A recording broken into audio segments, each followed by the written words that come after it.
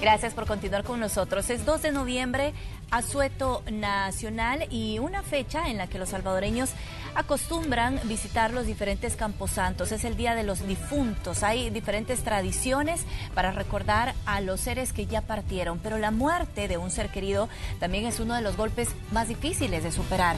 Es la temática que abordaremos esta mañana en la entrevista de Hechos AM. Comenzamos poniendo en contexto. La conmemoración a los fieles difuntos, conocida también como Día de Muertos o Día de los Difuntos, es una celebración que se realiza cada 2 de noviembre como un complemento al Día de Todos los Santos, que se celebra el 1 de noviembre de cada año. Su objetivo es orar por aquellos fieles que han acabado su vida terrenal. El Día de los Difuntos es el día designado en la Iglesia Católica Hispana para la conmemoración de los fieles difuntos. La celebración se basa en la doctrina de que las almas de los fieles que al tiempo de morir no han sido limpiadas de pecados veniales o que no han hecho expiación por transgresiones del pasado no pueden alcanzar la visión beatífica, pero que se les puede ayudar a alcanzarla a través de rezos y por el sacrificio de la misa. Ciertas creencias populares relacionadas con el Día de los Difuntos son de origen pagano y de antigüedad inmemorial. Así sucede que algunas personas de muchos países católicos creen que en la noche de los difuntos los muertos vuelven a las casas donde antes habían vivido y participan de la comida de los vivientes. La práctica religiosa hacia los difuntos es sumamente antigua. El profeta Jeremías en el Antiguo Testamento dice: «En paz morirás, y como se quemaron perfumes por tus padres, los reyes antepasados que te precedieron, así se quemarán por ti, y con el ay Señor te llorarán, porque lo digo yo». Oráculo de Dios. A pesar de toda creencia religiosa, sobrellevar la pérdida de un amigo cercano o un familiar podría ser uno de los mayores retos que podemos enfrentar. La muerte de la pareja, o un hermano o un padre, puede causar un dolor especialmente profundo. Podemos ver la pérdida como parte natural de la vida, pero aún así nos puede embargar el golpe y la confusión, lo que puede dar lugar a largos periodos de tristeza y depresión. Y precisamente sobre este tema conversaremos esta mañana en la entrevista de Hechos AM. ¡Comenzamos! Así es, comenzamos conociendo a nuestros invitados. Nos acompañan el pastor Juan Carlos Asbun, pastor general de la Iglesia Quemuel, y la psicóloga Pamela Ticas. Bienvenidos a ambos y muchas gracias por estar aquí con nosotros. Muchas gracias, Elida. Muchas gracias. Buenos días a todos. Pastor, desde el punto de vista cristiano, ¿cómo deberíamos asumir la muerte, la pérdida de un ser querido? Bueno, independientemente de nuestra afiliación de fe y respetando el pensamiento de cualquier persona de la audiencia, creo de que la pérdida de un ser querido de entrada es sumamente dolorosa. Si no hay dolor, no hubo amor. Y creo que de repente pues entra uno en un proceso para el que creo que nunca, por muy espiritual que usted sea, se está preparado. O sea, esa noticia, hay distintos procesos. El proceso lento, que yo le llamo, de que alguien que uno ama o respeta o tiene un nivel de sanguinidad tiene, por ejemplo, un padecimiento y va en esa etapa degenerativa. Pero de repente hay otras con que de repente, pues la típica llamada, que me hablen a mí como pastor a las 2 de la mañana: pastor, fíjese que fulanito iba para X lugar en la carretera y se atravesó alguien y pasó esto. Entonces de repente, eso es bien importante, porque esas 72 horas es el trauma de enfrentarse a algo que tenía que ver con que ya no voy a ver a esa persona. Y entre más cercana, es más doloroso, es más impactante. Creo que no hay manera de prepararse. Y es triste, porque quisiera decirle hay un manual. No lo hay. Simple y sencillamente creo que se inicia un proceso de ir aceptando esta situación, y este proceso incluye tiempos de dolor, tiempos de una depresión, por supuesto, sensación de impotencia, de soledad, y el ser humano, fíjese que es maravilloso Dios, porque el ser humano tiene esa capacidad en el espíritu de ir regenerándose y de ir asimilando, unos más, otros menos, pero llegar hasta el momento de la aceptación, que de repente pues donde la persona entiende de que es necesario quedarse con el hermoso recuerdo, y momentos como este día creo que nos permiten de una manera familiar o personal hacer ese viaje introspectivo, pero de repente entender que debemos soltar a esa persona, ya no estar atada a que esté con nosotros, o que dependo de esa persona para gozar, para reír, para dedicarle tiempo a los que están. Por sentirme mal por el que no está, me olvido de los que están. Y de repente es como, ok, nosotros seguimos aquí. Y mire, licenciada, en 100 años, ninguno de los que estamos aquí, ni los que nos están viendo, probablemente estemos vivos. En el 2118, nadie de esta generación estaremos vivos, habremos partido. Entonces es inevitable, pero creo de que preparado como tal nunca se está. Por eso también es importante comprender lo que ocurre desde el punto de vista psicológico. Hay etapas del duelo cuando uno recibe una noticia de que un ser querido perdió la vida, que un ser querido ya no va a estar con nosotros. ¿Cómo deberíamos enfrentarlo, licenciada? Bueno, normalmente se conoce un ciclo del duelo que no está tan alejado de la versión que nos manifiesta el pastor. Un primer momento existe el irrealismo de creer, bueno, realmente esto no está ocurriendo, esto no está pasando. Luego viene, psicología se habla de la negación, que es cuando la persona dice esto no es. Entonces, en ese proceso, digamos que es cuando comienza el duelo en verdad. Posteriormente pasa la parte del enojo, que es cuando la persona se confronta a sí misma y se pregunta por qué me está ocurriendo a mí. Creo que el duelo se vive de diferentes formas de acuerdo a las circunstancias, Elida y Pastor. Es decir, una persona que ha tenido una enfermedad terminal definitivamente prepara o no prepara a la situación a la que nos vamos a enfrentar de acuerdo a la disposición de los familiares o de las personas cercanas. Porque muchas personas me dicen, cuando es un paciente terminal las personas están más preparadas. No es cierto. Si la familia no ha tenido una preparación y un proceso de aceptación de la enfermedad, el duelo va a ser exactamente igual e incluso puede quedarse en una de las etapas que he mencionado. Posteriormente de la negación, pues sigue la resignación y la aceptación, que es cuando uno ya deja ir a esa persona o a ese ser amado. Ahora, ¿cuál es el consuelo desde el punto de vista cristiano también? ¿Cuál es el consuelo para una persona que pierde a un familiar, que pierde a un ser querido? Bueno, el consuelo en primer lugar creo que está en Dios. Okay, yo tengo al Señor Jesucristo como mi Salvador personal, entonces a través de mis principios de fe, tengo que ir entendiendo que más allá del dolor emocional existe una voluntad perfecta. Y la voluntad perfecta de Dios es que todos partamos. Y de repente entonces asimilo de que somos, por ejemplo, alma, cuerpo y espíritu, los seres humanos. 3, alma, cuerpo y espíritu. Y partiendo de eso, cuando alguien muere, pues el cuerpo queda en tierra, como establece la Biblia. El espíritu vuelve a Dios porque vino de Él, Él que dio el soplo de vida. Y el alma, pues, va a la presencia de Dios. Dice más, a todos los que le recibieron, a los que creen en su nombre, les dio potestad de ser llamados hijos de Dios. Y de repente estamos en un estado, la persona está en un estado de descanso, pero consciente. Vuelvo a repetir, de descanso, pero consciente. Esperando el día del juicio. Que el día del juicio no es para castigo, sino que para el creyente es para retribución de su fe. Y dice la Biblia que nadie sabe el día ni la hora en que el Señor vendrá. Ese tipo de principios que para mucha gente puede parecer un paquín, para los que creemos en el Señor es la palabra de Dios. Y en la palabra de Dios está en el consuelo que entonces, mire, hay algo bien interesante, fíjese. Dice que en Génesis que murió Abraham y fue reunido con los de su pueblo.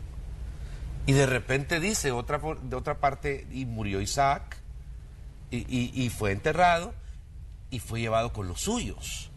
Desde la perspectiva judía hay un encuentro entre las personas y entre ellas. Ahora, como de repente usted es hija, usted es hermana, usted es mamá, usted es, etcétera. ¿Cómo será ese encuentro? Es donde es el debate, porque para su mami usted es su hijita, pero para sus hijos usted es su mamita. Entonces será mayor, será menor, y por eso es que el alma no tiene edad.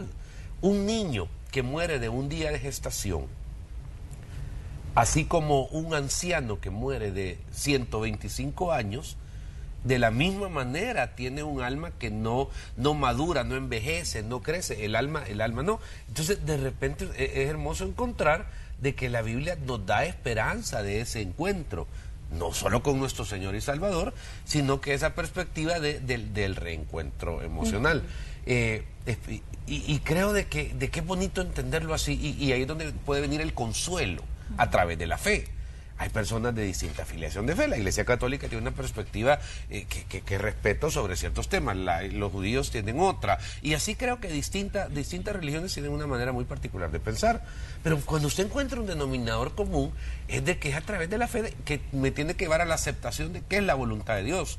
Y quizá en lugar de estar renegando, enojado, frustrado porque se fue alguien que amaba, de repente se comienza a dar un giro a hacer la perspectiva de gracias porque aunque estuve poco tiempo con esta persona, la amé, me amó, me dio todo su ser. Mi mamita murió cuando yo tenía 5 años, me dijo alguien, y yo creo que muchas de las cosas que tengo y que no sé de dónde salieron fueron del amor que esa mamá me dio, aunque físicamente no me acuerdo de ella, está en mí. Entonces de repente la persona como que comienza a agradecer por el tiempo con el que compartió con la persona.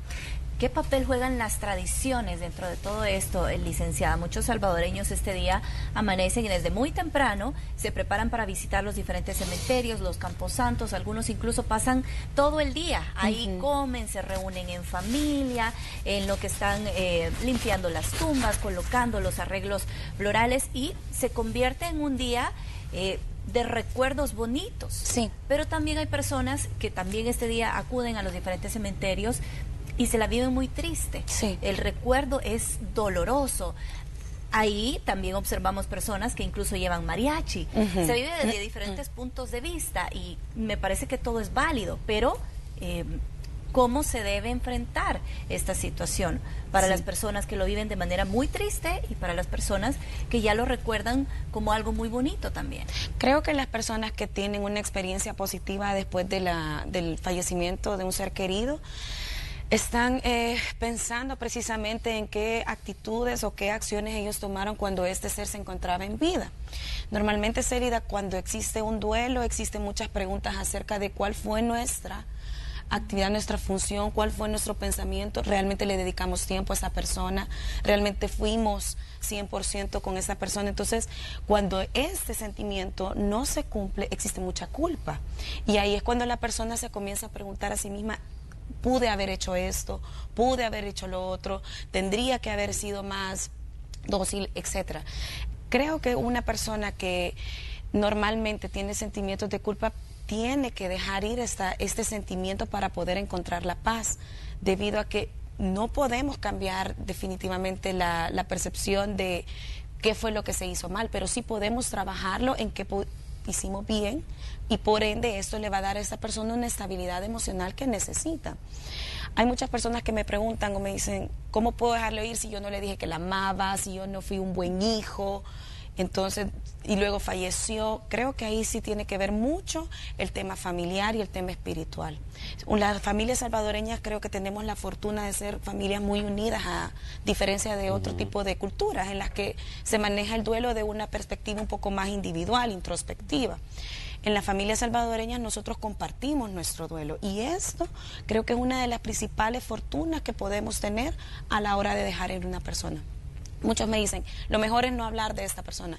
Eso no es cierto, lo mejor es hablar de la persona y tratar de recordar momentos buenos, momentos agradables que no solo nos van a brindar paz a nosotros, sino al resto de nuestra familia, porque el dolor, como lo dice el pastor, no solo se vive uno mismo, sino que se transmite hacia los demás. Un padre que ha perdido a su propio, por ejemplo, un nieto que ha perdido a su abuela, siente mucho dolor. ¿Y quién es el que aquí tiene el poder principal? El papá, porque va a dar esa estabilidad emocional a su hijo para poder aceptarlo. Y me parecería que no siempre se le da atención a una persona que ha tenido una pérdida. No. En El Salvador, lamentablemente, la realidad también nos dice que hay una gran cantidad de personas que han perdido a un ser querido, que han perdido a un familiar y ni siquiera han encontrado su cadáver.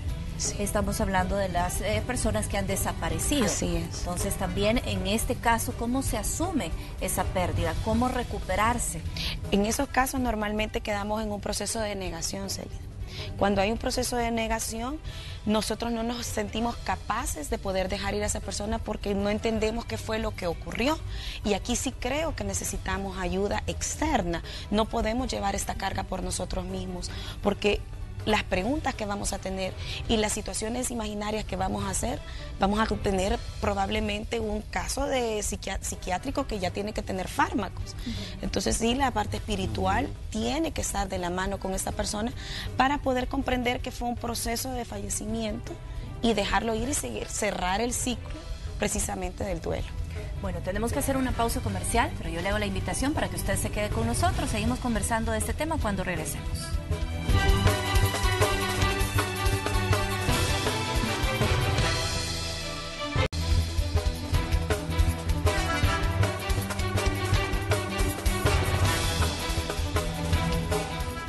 Esta mañana estamos conversando con el pastor Juan Carlos Asbun y con la licenciada Pamela Ticas, quien es psicóloga, y abordando las etapas del duelo, las dificultades a las que se enfrenta una persona que ha perdido a un familiar, a un ser querido. A mí me gustaría hablar de la importancia del acompañamiento, en este caso de la iglesia.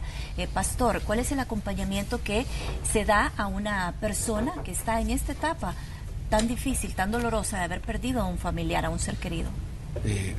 Uno, obviamente, aunque el centro del proceso de dolor es la persona que parte, la labor se hace en vida, por supuesto, con la persona, ¿no? Así es. Sin embargo, en el acompañamiento, en primer lugar, creo que depende no de uno. Creo que hay, lo digo con respeto a consiervos pastores invasivos, les digo yo. Porque uno va a acompañar a la familia, pero he escuchado, por ejemplo, no llore, porque está en la presencia de Dios. No llore porque el Señor se lo llevó. Y de repente la gente se siente como condicionada. ¿Y por qué no voy a llorar? ¿Por qué no? Si hay alguien que ha amado. Entonces, uno tiene que ser bien respetuoso de las emociones alrededor de la familia, en primer lugar. Y en segundo lugar, como le digo, el momento de la vela, del sepelio, es un acompañamiento directo hacia los eventos.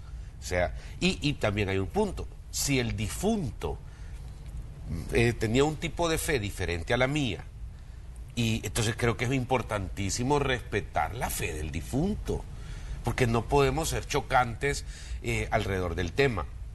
Y también en ese acompañamiento directo de esos 2 días, hay que respetar la decisión de quien quiere tener un culto, una misa o una actividad, porque nuestra función, licenciada, es acompañar a los hermanos, pero no cohibirlos en esos días. Pero luego que se da el sepelio es el momento más doloroso, ¿verdad? Pero luego de ese momento es donde, lo que decía sabiamente la licenciada Pamela, ¿verdad, Ticas? Porque de repente es donde uno tiene que estar en el día a día, donde las emociones van bajando. Creo, por ejemplo, que el primer día hay que apartarse después del sepelio. O sea, no puede estar uno hasta las 9, 10 de la noche. No, inmediatamente el sepelio uno debe apartarse. ¿Por qué? Porque la familia debe replantearse muchas cosas en sí misma, respetar su espacio, respetar su derecho, su llanto, su soledad.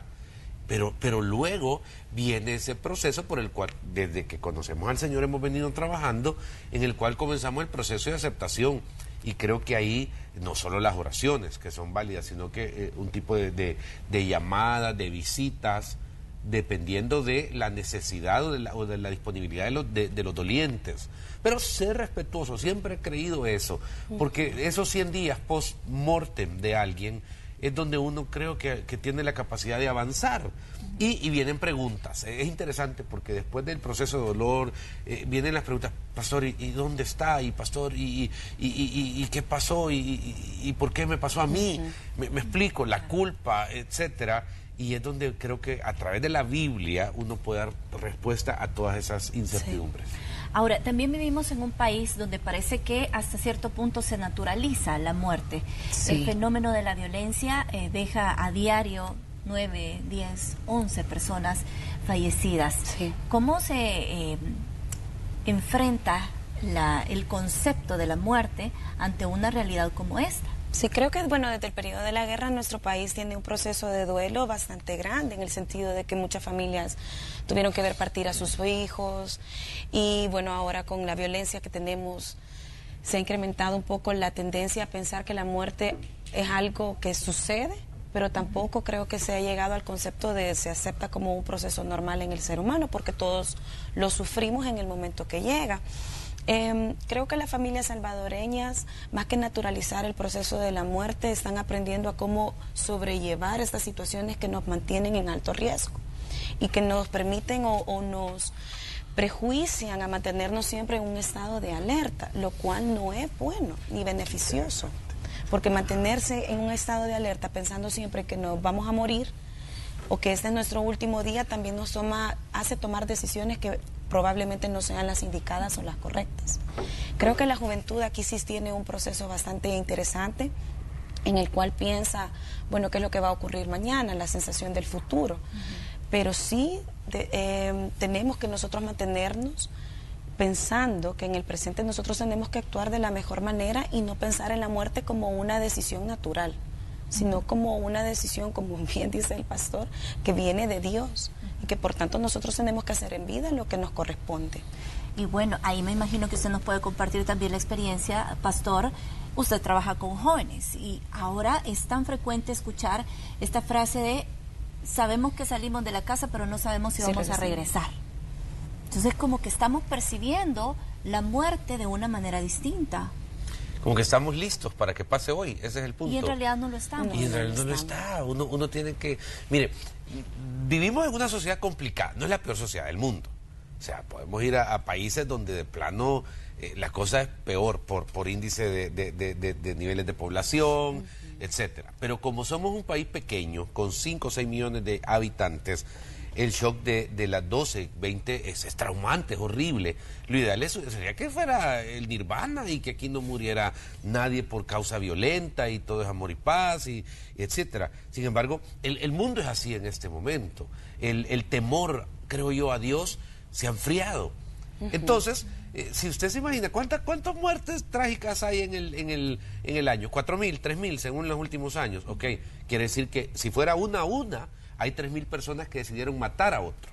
3.000 de 6 millones es poquito y puede ser controlable. Porque 6 millones, 3.000 no es nada. Si fuera una a una, por las razones que fuera en los departamentos que fuera. Pero hay 3.000 personas o 4.000 que dicen, en un año el año pasado maté a alguien. Okay. ¿Y eso qué genera en las comunidades, en las colonias, en los colegios, etcétera? Que el próximo puedo ser yo, porque uno nunca sabe a dónde va. Y para mí lo más importante es decirle a la joven, por supuesto que no solo puede ser vos, puedo ser yo, cualquiera. Pero por eso lo primero es tener paz con el Señor. Creo sumamente importante. Y mire, alguien me dice, es que los jóvenes son rebeldes. No, usted va a cualquier iglesia de este país y le invito a que vaya 2 en la mañana y 1 en la tarde por domingo y en 3 años no repite iglesia. Y usted va a encontrar un denominador común, jóvenes. Para mí El Salvador es un país que tiene todas las oportunidades para salir adelante porque en la nueva generación tiene fe en su manera de verlo, pues, ¿verdad? Una fe en Dios, joviales, hay que interpretar a estas generaciones, pero lo que trato es a través de la predicación o del día a día, es enseñarles de que uno no puede vivir en el negativismo. O sea, no, este sigue siendo país de oportunidades, este sigue siendo un país de salir adelante. Usted va a cualquiera de esos colegios bilingües, rimbombantes, y explora quién fue su abuelito, algo. El 90% vienen de cunas muy humildes, del cantón, que no sabían leer, pero que han salido adelante. Y entonces, sí hay oportunidades, y eso es lo que más importante es sembrarle al joven. ¿Estamos en un país difícil? Sí. ¿Es un momento difícil? Sí. Pero los momentos difíciles se dieron en Europa inmediatamente después de la Segunda Guerra Mundial, se han dado en periodos críticos como la caída de la bolsa en los años 20 en Nueva York, y le puedo decir a través de la historia, y me puedo remontar hasta el oscurantismo, si quiere, en la Europa medieval, y de repente usted ve que en una crisis puede haber una oportunidad. La clave es que los que ya estamos mayores, nunca diré viejos, ¿ok? Los que ya estamos mayores, tengamos el carácter correcto para invitarle al joven a seguir soñando y a entender que aunque la crisis existe, la crisis no va a controlar a aquel que puede salir adelante porque tiene sus sueños en Dios y porque tiene potencial. Y eso es lo que debemos hacer con los jóvenes.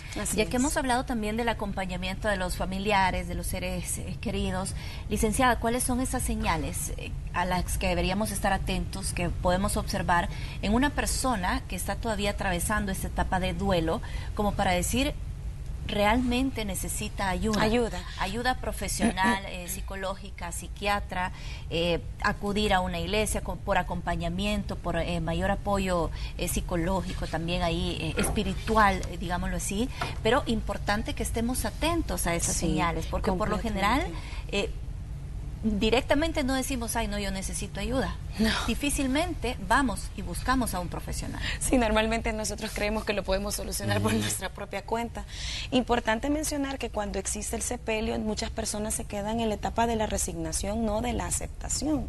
Entonces, la mayor parte de gente dice, bueno, ya lo enterramos, ya dimos adiós, pero no precisamente la persona ha enterrado o ha aceptado que esta persona haya fallecido. Muchos pensamientos depresivos, muchas ideas circundantes, muchos sentimientos, muchos cambios bruscos de humor son signos importantes o que nosotros tenemos que estar viendo posterior al sepelio, que no están haciendo que la persona maneje el duelo correctamente. Normalmente, Celida y Pastor, es el enojo, el presente constante. Cuando una persona todavía no ha llegado a la aceptación, se muestra un poco con una actitud neurótica hacia los familiares porque está tratando de manejar sus propios sentimientos. Entonces, si ya llegamos a un proceso irracional, sí tenemos que consultar a un especialista, ya que, bueno, una persona que no ha tenido un proceso de duelo correctamente puede llegar hasta una esquizofrenia, porque es una problemática meramente de la personalidad. Entonces, sí tenemos que estar pendientes porque el resto de la familia consecutivamente tiene la parte negativa de la persona que está tratando de llevar este duelo. Un dato muy importante que sí tenemos que retomar son los niños, Celida, porque muchas ocasiones en las familias el tema de los niños se olvida, se deja atrás, y sí, el proceso de duelo se tiene que llevar con los niños. Bueno, algunas personas dicen, no le digamos al niño, no, dejémoslo en la casa, solo nosotros vamos a las actividades, a los actos funerarios o a lo que participen, y se va dejando de un lado. Y los niños tienen que también tener su propio proceso de duelo en ese sentido. Me preguntan, ¿tienen que llevarlo, por ejemplo, al entierro? ¿No tienen que llevarlo? Pues depende de un poco de la estabilidad emocional de la familia. Si la familia va a tener un momento abrupto emocional, el niño va a ser se va a sentir mal, va a tener una depresión, va a tener traumas, va a tener sueños. Entonces, si como familiares nosotros no nos sentimos capacitados de poder estar a la par, dándole estabilidad emocional, entonces tengamos un momento de partida con una carta, luego podemos ir a visitarlo al cementerio. Es decir, propiciar la seguridad emocional de los niños. Muy importante también considerarlo. Se nos ha terminado el tiempo, pero me gustaría finalizar con una reflexión, Pastor, en torno a este día y a las personas que seguramente estarán recordando ahora. Mire, este es un día importante para la familia salvadoreña, independientemente de cómo lo celebre usted por su afiliación de fe, si asiste a un camposanto, si no. Creo que es bien importante para hacer memoria de aquellas personas que nos antecedieron y que representan para nosotros un legado, representan tiempo, representan cariño, y dele gracias a Dios por ello. Dele gracias por la bendición de haber sido su familia o sus amigos o algo más, sentimentalmente hablando, pero creo que es bien importante. Y recuerde de que el día de mañana, 3 de noviembre, pues es un día para acompañarnos siempre de ese legado, pero no debe ser un día solo para recordar el luto, creo yo, sino que es un día para recordar y celebrar la vida de aquellas personas que partieron. Muchísimas gracias a ambos por habernos acompañado y por sus opiniones en este espacio. Gracias. Muchas gracias. Nosotros seguimos con más noticias después de la pausa comercial. Ya regresamos.